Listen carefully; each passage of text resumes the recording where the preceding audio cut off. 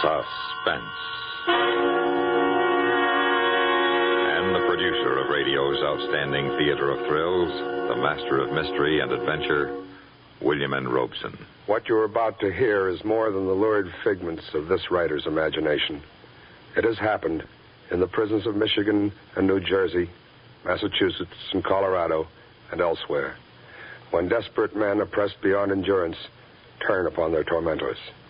Not a prison break, not a prison riot, but a prison mutiny. Listen now as Howard Duff stars in Eyewitness, a tale well calculated to keep you in suspense. All you want is the background for an article on the state's prison. The managing editor has assigned you because you've never been inside a penitentiary before. Fresh point of view and so on. But you get the distinct feeling that you're an unwelcome visitor here. The warden makes one thing plain. Of course, anything you may write about the institution will have to be cleared through me. And outside the main gate, your guide, the captain of the yard, comes up with a charming thought. Inside there, you may see somebody you know, or there may be somebody who knows you. They may try to speak to you. If they do, don't answer them. And don't speak to anyone. Don't give anything, don't take anything. Everybody's better off that way. Well, I don't want to seem facetious, but I doubt if any friends of mine are in there. You never know, Mr. Kelly. You never know. And as the guard turns the key and you step inside the prison, you feel that you are a prisoner. You feel you will never walk back through that door alive. The door opens, and you are inside. This here's the yard, Mr. Kelly. The yard. Men. Hundreds of men. Sitting in groups talking, standing in groups talking. A great beast in blue. Each man dressed alike in faded blue dungarees, blue shirt, and blue denim jacket. These are the disenfranchised, the men without names, without citizenship. You step ahead of the captain, and he grabs your arm, and his fingers go deep. On the sidewalk, Mr. Kelly. Oh? Yeah. Sidewalk's out of bounds. To the inmates? Yeah. Why? We gotta have a way to get around, too. Well, why can't we just walk through? You want to get yourself killed, okay, but not when I'm responsible for you. Then you notice something. As you walk along the side of the yard, they're casing you. The men in the group standing, squatting, sitting, notice you first, and then the captain, and immediately turn their backs. It's a subtle choreography of a faded blue ballet. A flick of the eyes, a turn of the head, and as you pass, a solid phalanx of backs. Blue denim backs. But the faces, before they turn, they're the faces of men, not convicts. The faces of the boy in the bakery truck, the teller in the bank, the checker in the supermarket, and that old one, a lifer probably, might be the face of your father. And you shudder a little, and you think, the difference between them and you is that they got caught.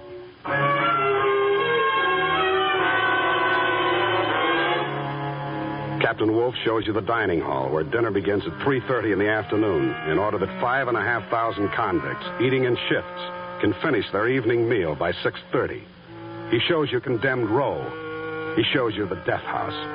A feeling of suffocation grows on you. The pall of prison begins to shroud you. You've had it, and you want to walk out of those gates as fast as you can, because you can. Well, it's been a very interesting tour, Captain. Now I think... Wait a minute before you go, Mr. Kelly. Here's something you ought to see. What's that? The old block, that building right ahead. Built more than 100 years ago. Oh? That's where we keep the bad ones. Bad ones? Yeah, in solitary, the tough guys, the deviates. It softens them up fast. Most of them. The old block, a fortress prison, and the date chiseled in its keystone, A.D. 1847.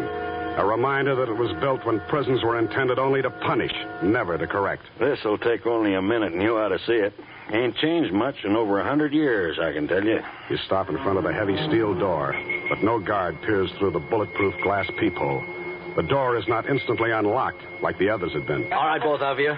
Stand where you are. Say, what is this? You're referring to what you feel in the middle of your back. It was once a file from the machine shop, now it's a shiv. And if you make one move, Wolf, I'll drive it straight through your gut. Frisk him, Joe. Yep. Here's a sap. Good. This gun. Good, we can use him. This one's clean. He's an outsider. You can't get away with this. We can't. We have. I'm happy to report, Captain Wolf, that the old cell block is completely controlled by its 32 inmates. with the 4 guards and the captain himself as hostages, not to mention an anonymous outsider. Now, listen, you're asking for trouble. Mr. Kelly here is from the Capital News Telegram. Oh, a journalist. I couldn't ask for a better guest. I think, Mr. Kelly, you'll serve us better than even the warden could. I trust we didn't tear your jacket when we were forced to stick you a moment ago, Mr. Kelly. I don't think so. I hope not. The name, Mr. Kelly, is J. Conrad Allen. That's spelled with 1 L, Mr. Kelly. Whether I end up a live lifer or a dead hero, be sure, Mr. Kelly, to spell it with 1 L. Hey, Connie, Don't call me Con. The name is Conrad. I'm sorry, Conrad. What do you want me to do with these 2? Lock them up with the guards? Oh, not yet. I'll need Captain Wolf's cooperation. You won't get it. Would you like to bet on that? Well... How about you, Mr. Kelly? Are you going to cooperate? Well, I don't know. We'll see. All right, men, listen to me. Now, look, here's where we stand. We got Limpy to thank for this. He pretended to be sick and got that greenhorn guard to open his cell. He conked the guard, locked him in his cell, and let Big Joe and me out. We took care of the rest of the guards. They're all locked up in cell number 3. All right, quiet. Wait a minute. That's not all. Just after we got them locked up, who should walk in but our old friend, the captain of the yard, Lard Tub Wolf. Wait, I'm next. We also have another guest, Mr. Kelly of the Capital News Telegram. An outsider. He ain't no good to us. Well, don't be too sure about that. Now, there are 32 of us, and we have the guards 4 guns. Now, let's handle this thing in a democratic fashion. Well, what do you want to do next? Let's break out of here. Wait a minute. Break out, Tony? How far would we get? As far as the yard, do you think? All the way to the slot? With gun guards in every tower? Do you think our 4 rods would get us very far? Yeah, he's right, Tony. We can't break out of here. We can't get anywhere. I say let's get back in our cells and spring the guards. We're only asking for more trouble this way. You would figure that way, Pop. From your point of view, you're right. You aren't going anywhere. You're in here for life. All right, then let's go. Let's make a break for it. Come on. No, that won't work. But I'll tell you what will. The 3 guards, Lard Tub Wolf and Mr. Kelly, will work for us. I don't get it. What are you driving at, Con? Don't call me Con. I'm sorry, Conrad. We're going to get plenty out of this. We're going to get a square deal. We're going to get better food. We're going to get bars on those cells instead of solid doors. We're going to get rid of straitjackets and leg irons in the dungeon. Oh, we're going to get a lot of things out of this. How are we going to get all that? You just stick with me. I'll show you. First, they don't know anything's happened yet. So, let's tell them. Come on, get on the telephone, Captain Wolf, and call the warden. I will, like you say. It is sharp, ain't it, Lard? Come on, get on the phone. Tell the warden where you are and what's happened. Tell him to send over our supper just the same and to wait for further instructions. Here. All right, I'll dial it. Here now. Now talk. Warden speaking. Warden, this is Captain Wolf. Yes, Wolf? I'm talking from the old cell block. The Cons have taken it over. What? They got me and McGuire and that new kid and Feeney. Yeah, Mr. Kelly. Warden, if I was you, I'm giving out the advice around here. Give me that phone. And stop whimpering, Joe. He stuck you a little bit. Lock him up in 3-cell, Joe. Okay, Conrad. Come on, you. Hello, Warden. What have you done to Captain Wolf? Oh, don't worry, Warden. We just drew a little blood. Now, you get this. Who is this speaking? J. Conrad Allen. Number 6720. No, Warden. J. Conrad Allen is the name.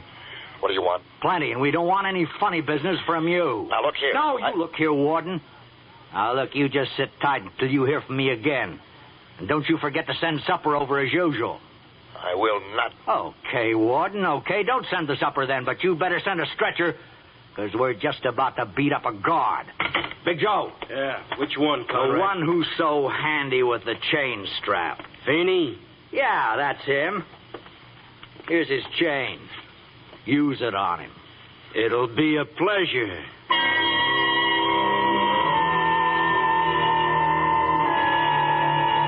Your throat goes dry as you watch it and your insides turn over. It's amazing how little time it takes to beat a man into an insensible pulp with a length of chain. And then it's all over. And they toss Feeney's bleeding hulk out into the yard.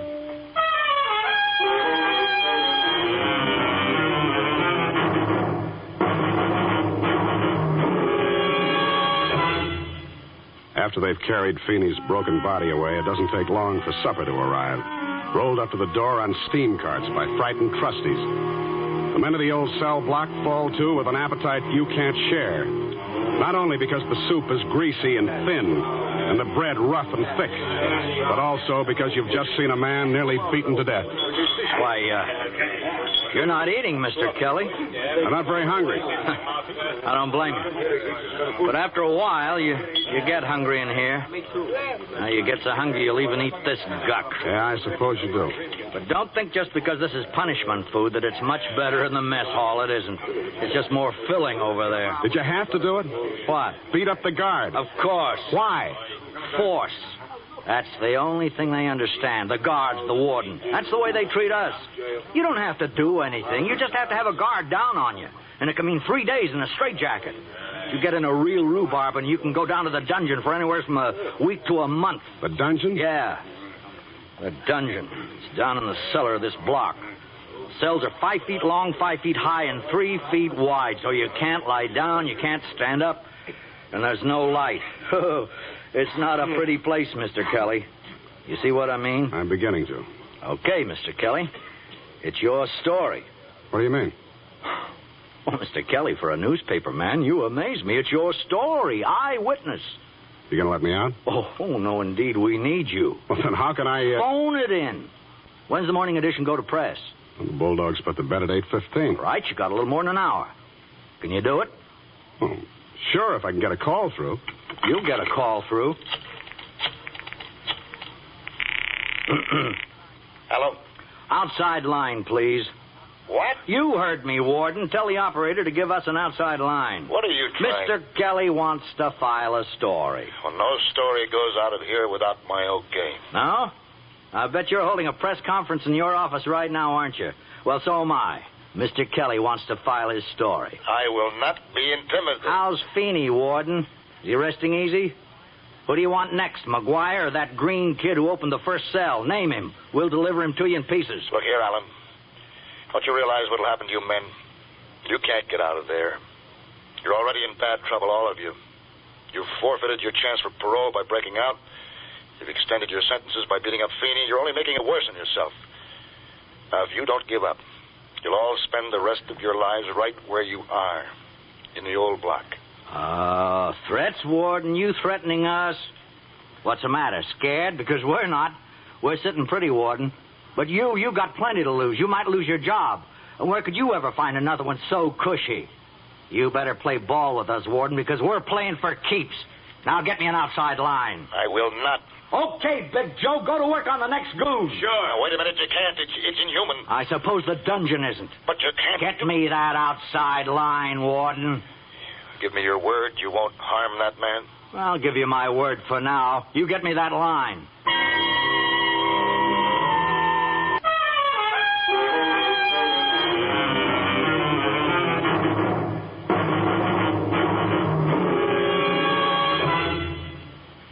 What number do you want? Get me the Capital News telegram. The managing editor. Yeah, person to the managing editor, Mr. Wiley Brooks. How did you know? And make it snappy. How did you know the ME's name? Why, I've been around some, Mr. Kelly. I needn't warn you, I suppose, not to double-cross us. How could I? I don't know, but just don't. You saw what happened to Feeney. Yeah, I saw. But I have to include that in my story. I want you to. It happened. We're not ashamed of it. Oh, and here, you'll want to include this. What's this? List of demands. Oh, I want to get that in. I want the warden to see that in print, and the prison board, and the governor. News telegram, Brooks speaking. Hello, Wiley. This is Conrad Allen speaking. Conrad? I thought you were in prison. Yeah, I am. Well, then what's going on up there? We got a flash that there was some trouble. There is. We got a man up there, but we haven't heard from him. You will. Say, what is this? Well, I've never forgotten what you did for me during my trial. Well, I knew you were framed. After all, you were the best City Hall reporter I ever had. Oh, thank you. I told you I'd return the favor someday. I got an eyewitness story for you on the mutiny in the old cell block. Well, let's have it. Well, you know me, Wiley. I was never very good phoning a story, and I think better to typewriter, so I'll turn you over to your Mr. Kelly. Is he there? Yeah, he's one of our hostages. One of your... Take it from here, Mr. Kelly. Hello, Wiley. What are you doing up there, Bob? I'll fill you in when I get out of here, if I get out. Right now, here's the story. Ready? Ready. At 3:43 this afternoon in the old cell block at State's Prison, John J. Casey, alias Limpy, You dictate the story as fast as you can, including the mutineers' list of demands. Abolition of the dungeon, better food, abolition of the use of straitjackets, chains, whips, and blackjacks, and no reprisals against the prisoners involved in the mutiny. Well, that winds it up as of this minute, Wiley. Wait a minute. I got something to add. Just a minute. Conrad Allen, that's spelled with one L. I know. He wants to add something. Hello, Wiley. Yes, Conrad. Look, I got 3 guards left. Now, your bulldog still hits the street at 10 p.m., doesn't it? That's right.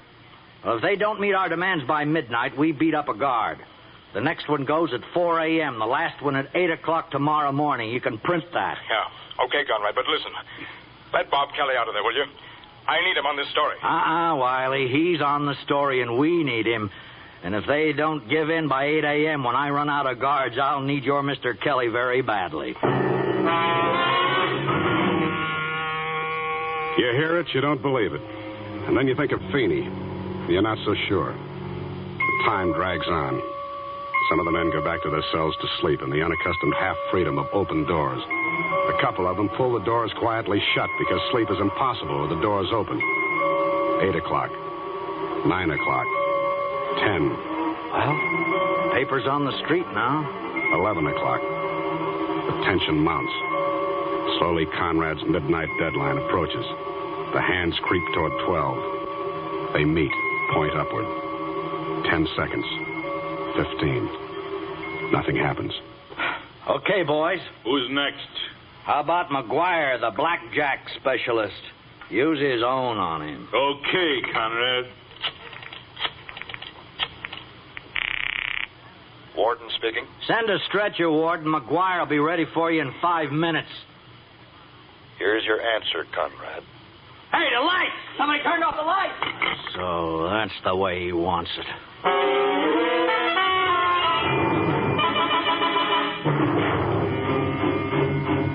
What word do you want to use? Pandemonium, chaos, anarchy? They all fit. While the screaming guard is beaten into unconsciousness, the roaring men break apart the wooden furniture, dump the cots over the balconies, rip open the mattresses, and build a fire in the middle of the cell block. And at last, after the guard has been dumped into the yard and carried away, their anger subsides into sullen silence.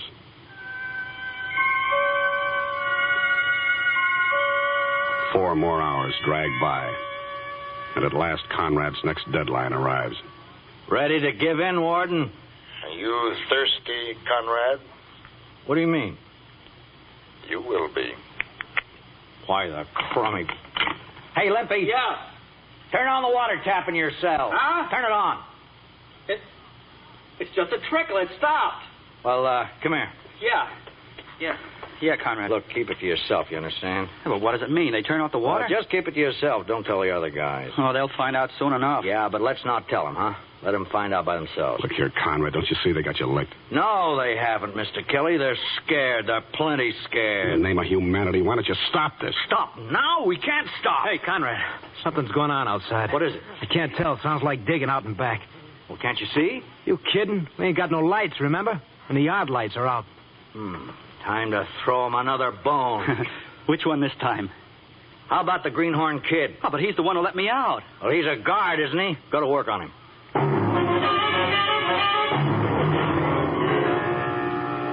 So the Greenhorn Kid gets his and is dumped into the yard. And you sit and wait in the darkness until gray light spreads over the gray walls and through the tiny windows, turning the blackness of the block into a lighter black. And one by one, the men awaken. Hey, Conrad, there ain't no water in the taps. I know. What is this? Did they turn off the water? Yeah.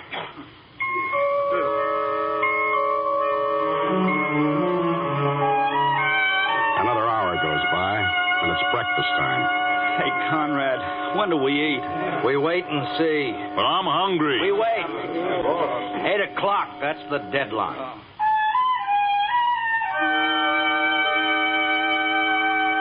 And at last, 8 o'clock. Okay, boys, this is it. All right.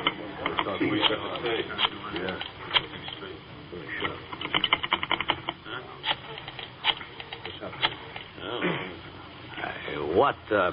Well, what's the matter, Conrad? Phone, kid. They cut off the phone. What? Gee, Conrad, what we gonna do? We got no lights, no water, no phone, no food. I told you, son. We better give ourselves up. Oh, go back into your cell and get lost, Pop. But what are we going to do, Conrad? Well, boys, how would you like a little exercise? Huh? Big Joe, Yeah. unlock the lard tub. With pleasure. Come on, give him to me. Come on. Now, boys, with Lard Tub Wolf, it's going to be different. Everybody gets a crack. Because everybody's got unfinished business with Tub, isn't that right? Okay, Big Joe. Handcuff his arms behind him and stand him up by the door. All right, now, boys, line up. But, fellas, be fair. You guys at the head of the line go a little easy so the fellas at the end still have something left to work on. Okay, go to work.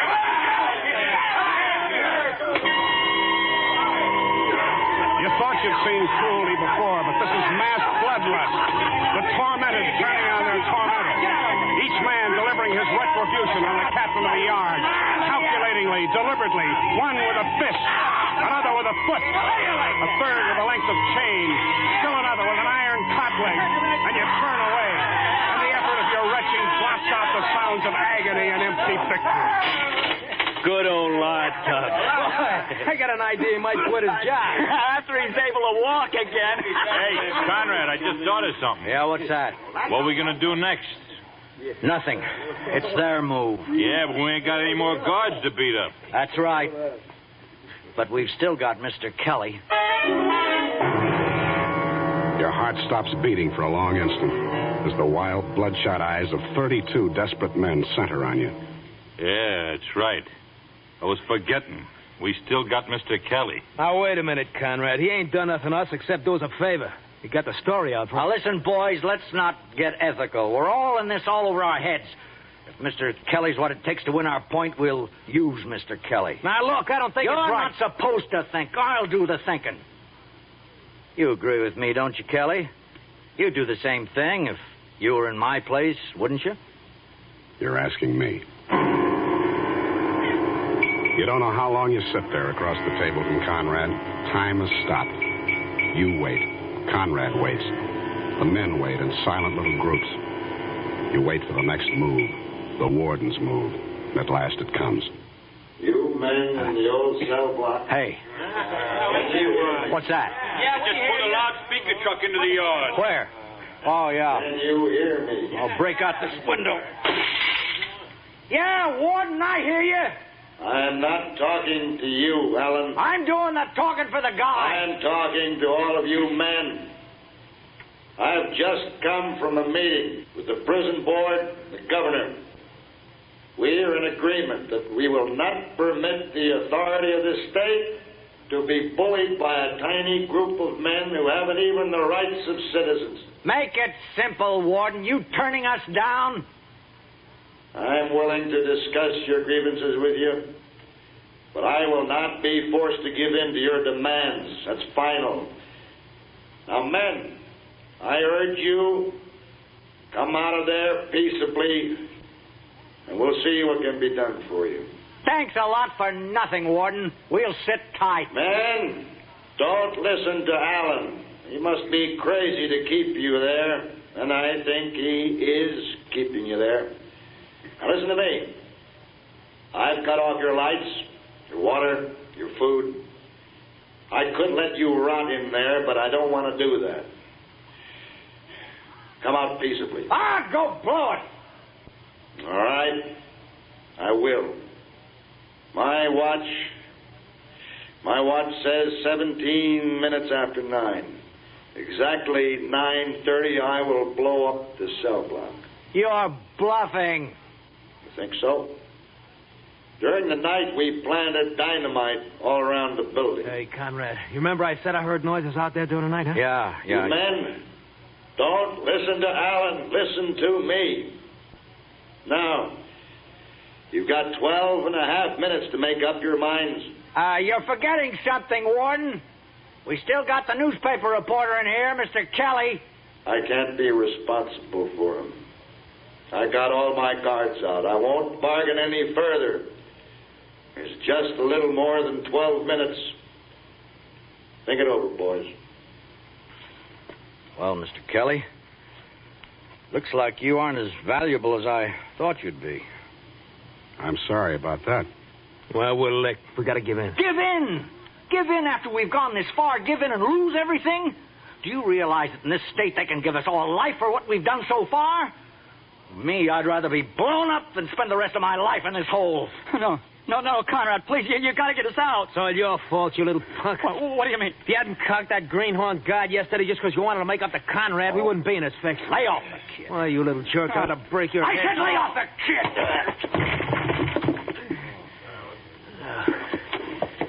kid! You made a lot of mistakes, Conrad. This is one too many. You had yourself a ball ordering us around, promising us you'd mastermind us out of here. Where you got us? 5 minutes from Kingdom Come. Now the warden's only bluffing. He wouldn't dare blow us up. I'll get you all out of this. No, Con. Call me Conrad! No, Con. I'm not waiting no 5 minutes to find out if he's bluffing. I said you made a lot of mistakes, and the biggest one was passing out the guards' guns, remember? No, stand right where you are. I'm taking over now. Why, you stick a little grease ball. Don't you move, Con. You call me Conrad! You...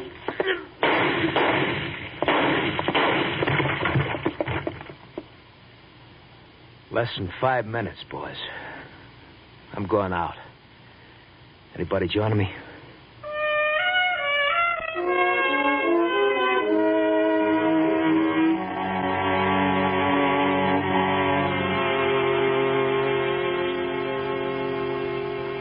Mr. Kelly, I feel I must apologize for the inconvenience and discomfort you suffered. That, Warden, is the understatement of the year. As I said yesterday, you will, of course, clear any stories you write about the situation through me. I doubt it. But we can't permit... Look, Warden, I'm going to report it just as it happened. And when I get through, I don't think J. Conrad Allen, spelled with one L, mixed up and twisted though his values may have been, I don't think he will have died in vain.